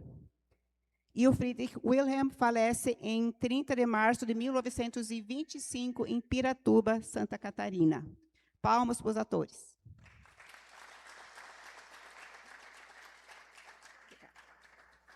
E obrigado pelo Adriano, porque fez essa obra de arte. Triste, mas fez. Olha que bonitinho. E, rapidinho, para a gente terminar, a última cena. Não poderia deixar de registrar essa cena. É uma cena romântica também, trágica, por outro lado, e tem de tudo nessa sétima e última cena. Essa cena, ela transcorre aqui, ali onde a gente vai amanhã, na casa da Frederique. Ela já viúva, o Teobaldo acaba de voltar para a casa da cunhada porque não deixaram ele passar pelo arroio Boa Vista por causa do bando de maragatos, os lenços vermelhos, que quiseram degolá-lo. Quem já não ouviu falar as disputas entre os chimangos e os maragatos? Então, os Tennepol viveram essa época. Ali está a Federica e seus 3 filhos, o mais velho de 4 anos, a Rosaline com 1 ano e meio, e o Carlos bebezinho, bem pequenininho. Então, aqui, eu chamo o Ricardo e a Zaira para representar o Teobaldo e a Federique. O Ian pode vir para ser o Wilhelm, o menino mais velho. Aí você pega uma boneca, isso, e mais uma boneca. Então, os anos vão passando, os filhos casando, gerando nova descendência. E não poderíamos deixar de representar uma cena que marcou a família do Friedrich e da Christine. Eles tiveram 7 filhos, sendo o mais velho chamado Karl, que se casou com a Frederique Univer. 2 anos e meio depois, nasceu a Catarine Lisette, que casou com Wilhelm Feigenbaum. 6 anos depois, nasceu Theobald, que viria a ser o segundo esposo da Frederique. 4 anos e meio depois, nasceu o Friedrich Filho, que se casou com Lina Cristina Imhoff. 2 anos mais tarde, nasce a 5ª filha, Wilhelmine, que se casa com Wilhelm Herbes. Depois nasce o Alfred e, por último, o Wilhelm. Mas a curiosidade nessa família foi o que eles viveram na época da Revolução Federalista, quando muitos gaúchos se rebelaram contra o governo federal. Um governo agora não mais imperialista, mas sim com um presidente da República eleito. Esses revolucionários eram apelidados de maragatos e usavam um lenço vermelho, enquanto o exército republicano, os chimangos, usavam o lenço branco no pescoço. Essa revolução aconteceu entre os anos 1893 e 1895, e justamente nessa época os filhos dos imigrantes estavam gerando muitos filhos para poder cuidar das suas colônias de terras. Frederic. É isso mesmo? Voltei. Os maragatos quase me mataram. Quando eu estava chegando lá no arroio, esse bando de lenços vermelhos estavam acampados lá e me viram. Eles queriam me degolar, mas daí eu pensei ligeiro, no jeito de escapar. Lembra que quando eles passaram por aqui, esses tempos atrás, eu dei um pelego para eles? Pois é, pois foi por causa desse pelego que eles deixaram eu voltar para cá. Não me deixaram passar de jeito nenhum para ir para a casa dos meus pais. E assim, Theobald teve que ficar morando com a cunhada. O seu pai, Friedrich, o havia enviado para ajudar a nora viúva, pois estava prestes a ter um filho quando o esposo Karl faleceu precocemente aos 24 anos. Theobald tinha somente 17 anos quando tudo isso aconteceu. A viúva Frederique tinha 23 anos e precisava de alguém para ajudá-la com a lida na roça, pois ela já tinha essas 3 crianças pequenas. Eu queria te fazer uma proposta, Frederic. Você me aceita como teu marido? Eu sei que sou muito mais novo que você, mas eu gostei de ficar aqui contigo. Quem sabe assim resolvemos essa situação. Mas é claro, você já mostrou ser um homem vindo, um bom homem, né, vindo cuidar de mim e das crianças. Vai ser o verdadeiro pai deles e os ainda que vamos ter juntos.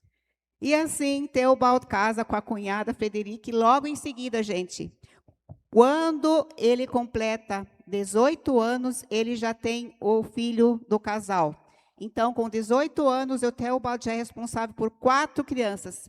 Vamos levantar para bater palmas para o Teobaldo.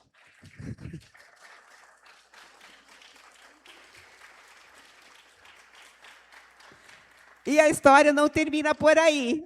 Agora eu quero candidatos da plateia para compor os 13 filhos que eles vão ter. Vamos lá, eu preciso de mais 9 pessoas aqui em cima. Só para a gente tirar uma foto. Quem quer ser filho do Teobaldo e da Frederica? Filha, muitas meninas, olha ali está a Tealina, né, a representante da... Isso, está faltando o que nasce, né? Então, mais 10 pessoas aqui. Você sabe de cor, né, quem eram? Vai chamando quantos homens e mulher. Mas quantos homens? Mulheres? 5 mulheres. Eu tinha anotado, gente, me desculpa, não sei onde é que ficou. Está faltando filho. Ninguém quer ser filho? Dos 13? Que honra! 1, 2, 3, 4, 5, 6, 7. Muito bem. Apareceu mais uma filhinha aqui. Aqui na frente, vem aqui na frente. Eu sou a outra. Muito bem. E assim terminamos a nossa peça teatral. Palmas para os atores.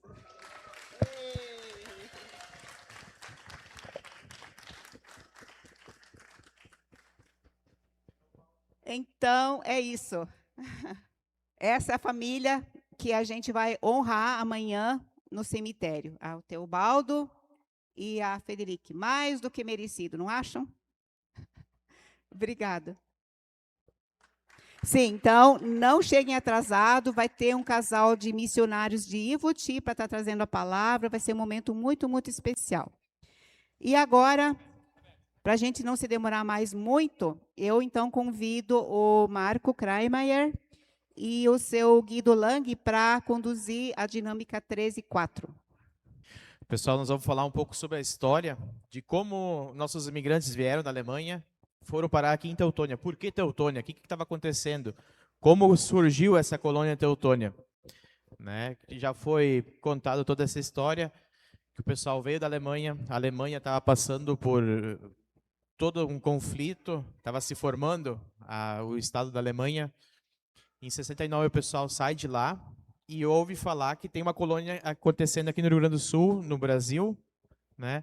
A colônia Teutônia. A colônia Teutônia, ela é desmembrada, é uma área de terras que foi vendida de uma sesmarias que foi concedida à família Teixeira. A família Teixeira recebeu essa sesmaria, que fazia divisa com o rio Taquari. E aí passou a divisão. Depois, essa família Teixeira trocou essa fazenda Estrela com a família do Mina Barreto, que era um médico de Porto Alegre. Trocaram por um empreendimento e esse, então, veio para a Estrela para formar uma nova colônia lá. E, ao mesmo tempo, essa área de terras aqui de Teutônia estava devoluta.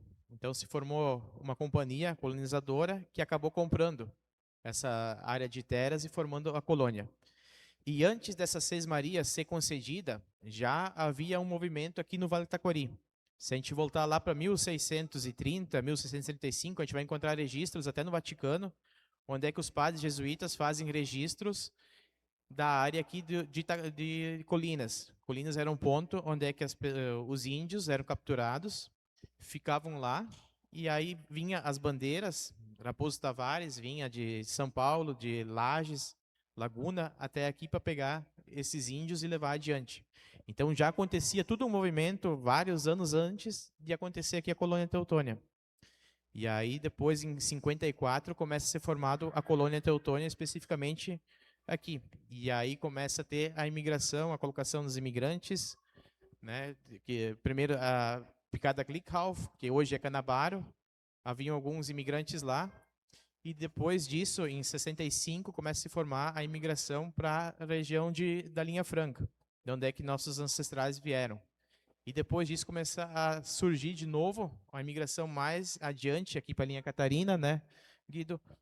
E aqui na Catarina começa a dividir mais em áreas, né? Até se quer colocar aqui o porquê de nome da Linha Catarina e tudo. Tá certo. Boa noite.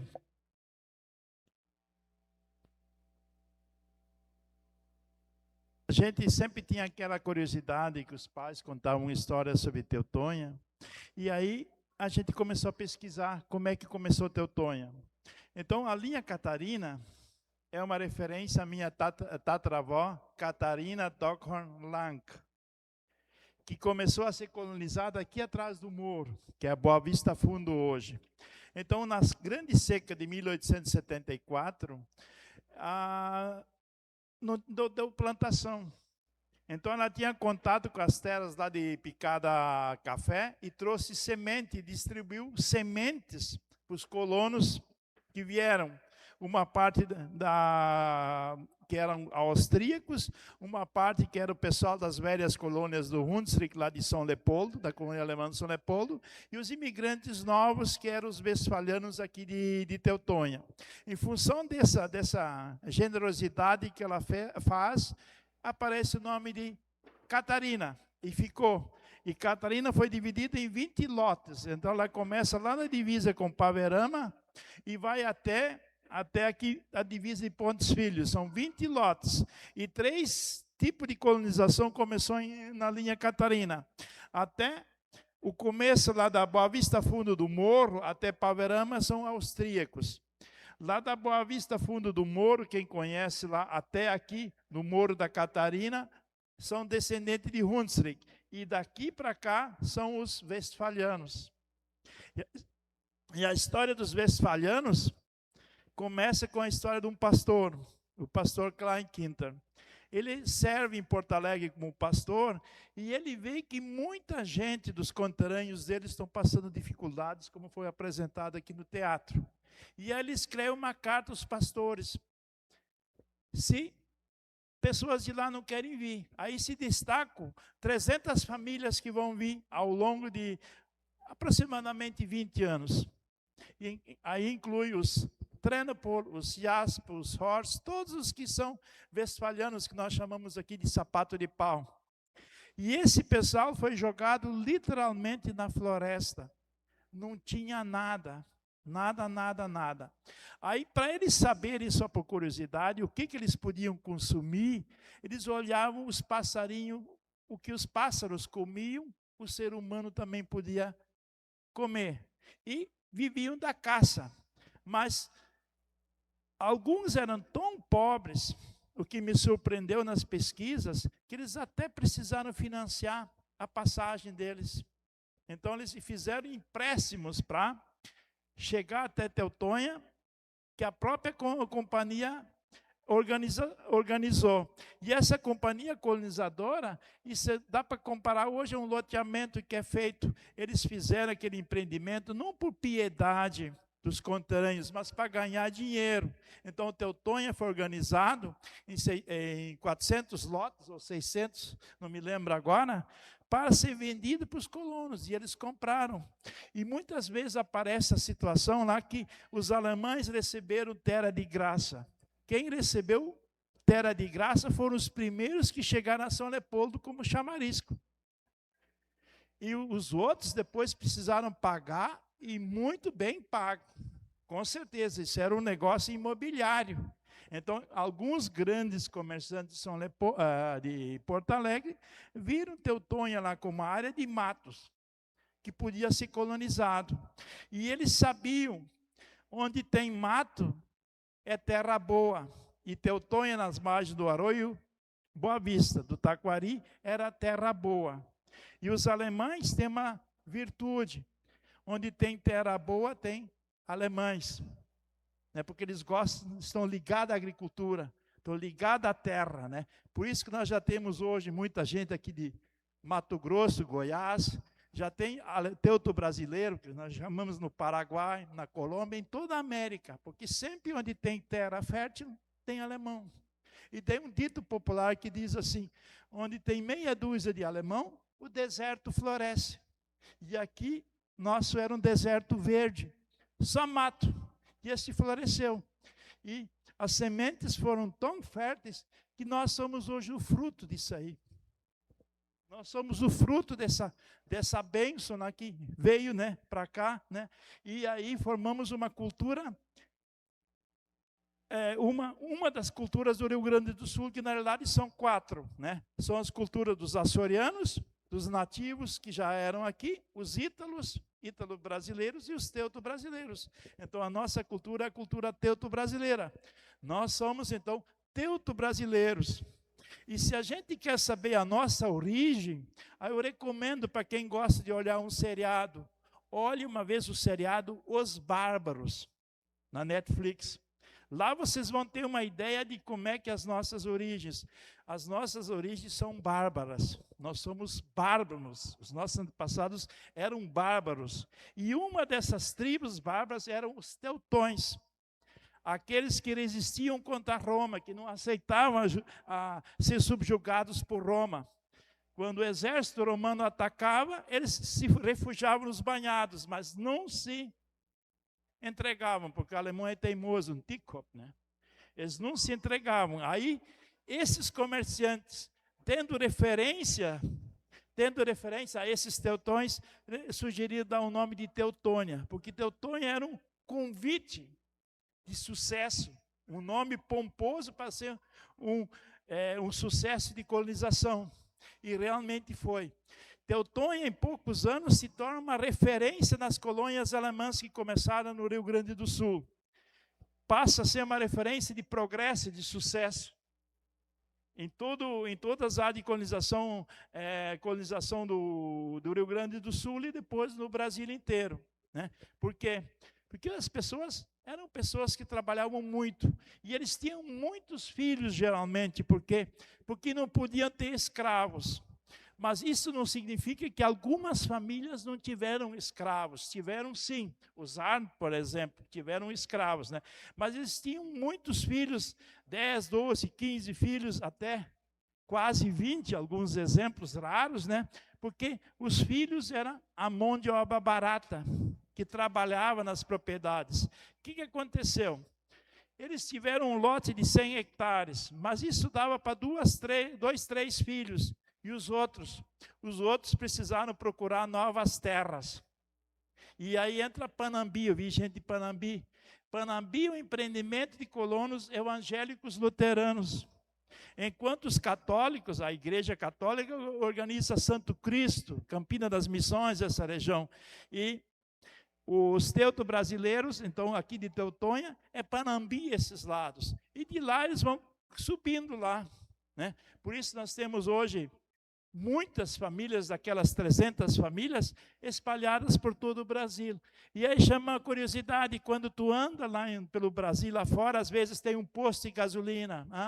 Isso é Kritzmann, que era Kritzmann. É Westfaliano, é Trennepol, Westfaliano, é Ekers, é Westfaliano, é Jasper, Westfaliano. Tu conhece elas pelas famílias. E vocês até estão organizando elas, né? Para saber quem são essas 300 famílias. E essas 300 famílias são diferentes que os outros. Por quê? Porque são luteranos. O Brasil é um país católico, essencialmente católico. Até 89 a igreja e o Estado era uma coisa só. E os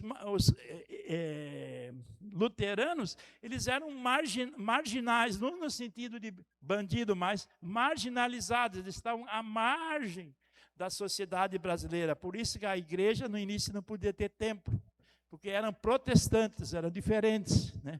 Então, nós éramos diferentes que os outros, por ser protestante e por ser alemão. E por que ser alemão? Porque o Brasil, os franceses já tentaram tomar uma parte do Brasil, os ingleses também tomaram uma parte das Guianas, os holandeses também tentaram tomar parte do Brasil. Os únicos dois que não tentaram tomar uma parte do Brasil eram os italianos e os alemães. Por isso que eles trouxeram os alemães para cá. E a dona Leopoldina, que era a mulher de Dom Pedro I, ela era austríaca. E ela incentivou que viessem os primeiros alemães, porque o Brasil precisava, a região sul, que foi o Rio Grande do Sul, que foi pegado dos espanhóis, e os espanhóis pegaram dos indígenas, né? Eles precisavam ser colonizados. E aí entra um detalhe. Eles enfiavam os alemães no meio da floresta para que eles produzissem alimentos, fornecessem soldados e fossem fiéis à coroa, a coroa do Brasil, porque Dom Pedro I era a família dos reis do Brasil, eram austríacos, além de portugueses. Eles eram Bragança, mas também eram austríacos. Então, os alemães eram uma espécie de conterrâneos. Então, eles foram muito usados. Não pense que foram trazidos para caridade. Eles foram trazidos para ocupar o sul do Brasil, para que os espanhóis não tomassem conta. Então, assim, podia falar horas sobre isso, né? Como é que foi? Mas foi tudo muito bem calculado. Uma outra coisa, os alemães não foram trazidos para se meter na política. Eles foram trazidos para trabalhar, para produzir alimentos, para produzir riqueza, mas não para se meter na política. Por isso que nós temos tão poucos políticos teuto-brasileiros. Dá para contar nos dedos quanto nós temos lá no Senado, acho que só tem um senador. E quantos deputados nós temos? Meia dúzia. Nós fomos trazidos para trabalhar, produzir riqueza e pagar imposto, para não se meter nas coisas do Estado brasileiro. Então, isso é tudo muito bem planejado, calculado, né? Não teria mais dúvidas, podia falar muitas coisas, né? Mas a gente tem que ter consciência da nossa história. Porque quando a gente tem consciência da nossa história, a gente tem raízes. E você sabe, uma árvore, uma planta que tem raízes, não é fácil de extinguir. Nem o primeiro vento não derruba. A gente tem raízes, a gente sabe de onde que a gente saiu e aonde a gente vai. Por isso a gente faz a diferença. Faz a diferença. Onde tem meia dúzia de alemães, teuto-brasileiros, eu chamo, eles fazem a diferença. São submissos, são trabalhadores, produtores de riqueza. E aí o nosso chefe maior disse até, que é o atual presidente, que o problema do mundo era as pessoas de olhos azuis, que é o nosso caso. Porque não tinha terra de chega. Onde tem terra, tem alemão. Precisa de terra. E a minha mãe, meus antepassados, sempre dizia que a gente nunca deve sentar em cima de um galho seco. Sempre tem que ter um pedacinho de terra debaixo da bunda. Por quê? Porque sempre tem guerra, tem crises econômicas e assim. Se tu tem um pedaço de terra, tu tem aonde tu produzir tuas necessidades básicas. Então o passarinho esperto não senta em galho seco. Senta sempre num galho verde, onde possa procurar recursos. E assim podia falar mais coisas aí. Obrigado.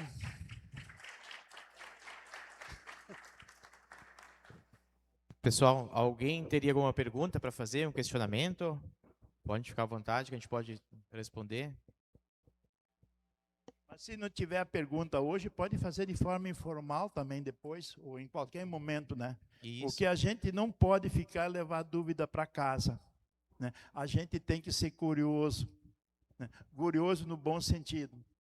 Exato. E sempre saber o porquê. E não poder simplesmente dizer amém. Amém a gente diz na igreja. Amém. Amém significa uma palavra hebraica que significa assim seja. Mas para nós não é assim seja. A gente quer saber por que seja assim. Mas uma coisa boa que produz riqueza. Sempre pensar o positivo, como é que tu pode fazer melhor. E todo problema é uma oportunidade para fazer melhor.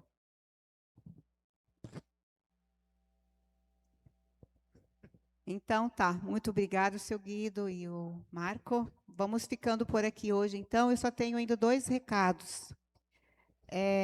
Vocês viram sobre as mesas um folheto dobrado, assim, com a foto da família do patriarca, da matriarca, já aqui no Brasil, com esses seus 4 filhos reunidos. A gente quer deduzir que essa foto deve ter sido quando esse último filho chegou, em 1885, mas não temos certeza, é só uma dedução. E é uma satisfação muito grande ver a boa quantidade de fotos que a família Tennepool tem. Então, muitas dessas fotos já foram postadas no grupo de WhatsApp, mas graças ao trabalho do Paulo Tennepool dos Santos, um descendente também do Friedrich Wilhelm, ele não pôde estar aqui porque ele é um programador e ele estava por aqui de serviço. E ele ajudou muito também nessa organização. E mesmo sem ninguém ter pedido, ele criou um site da família Tennepool. Então, veja só, que honra, né, a nossa família ter um site. E para vocês acessarem esse site, basta vocês clicar aqui, né, focar aqui nesse QR Code, e vocês vão ter acesso à árvore genealógica que ele recriou de uma outra maneira, diferente da que o Enio fez, mais fácil de ver. O Felipe hoje, o Felipe chegou a comprar uma escaneadora, e por isso que ele pediu para que quem tivesse fotos trouxesse documentos, porque ele vai estar escaneando e lançando tudo isso dentro desse site. Esse teatro também, vocês gostaram do teatro? O que acharam? Eu sou suspeita de perguntar, mas acredito que deu para esclarecer muita coisa. Também vai estar lá. Enfim, podem levar, tá? Porque amanhã talvez tenha pessoas que não sejam da família Tennepool, então podem levar hoje, talvez não tenha para todo mundo, mas podem ir pegando aí. Então, esse é o recado número 1. O recado número 2 é que eu acho que a gente deveria colocar as cadeiras de volta, e aí nós encontraremos, então, amanhã. Desejo, então, bom descanso a todos.